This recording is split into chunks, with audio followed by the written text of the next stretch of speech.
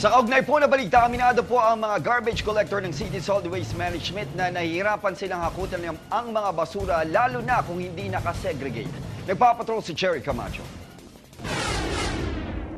Wala nang magawa ang ilang garbage collector ng Solid Waste Management kundi hakutin ang basura sa Old Market kahit hindi ito na-segregate ng maayos. Mahirap po yun yung sama-sama yung basura, mahirap.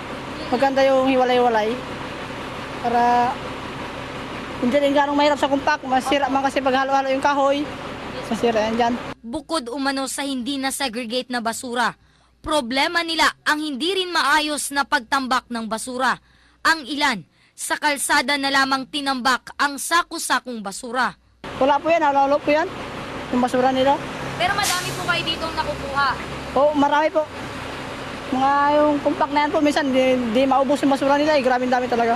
Ayon sa ilang nagtitinda, dahil walang Material Recovery Facilities o MRF ang palengke, kanya-kanyang sako sila ng kanilang basura. Sa amin, sinasako namin. Sinasako, tapos hinihintay lang namin sila na dumating. Tapos, yun, pag dumating sila, bago namin dito tapon.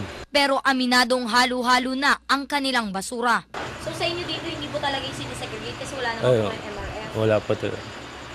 Halo-halo na talaga. Lahat ng halo-halo na yun. Wala nang ipon, wala nang sabing hiwalay-hiwalay. Hiling ng ilang nagtitinda sa Old Market.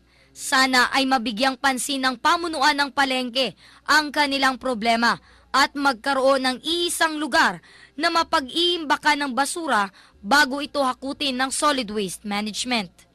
Cherry Camacho, ABS-CBN News.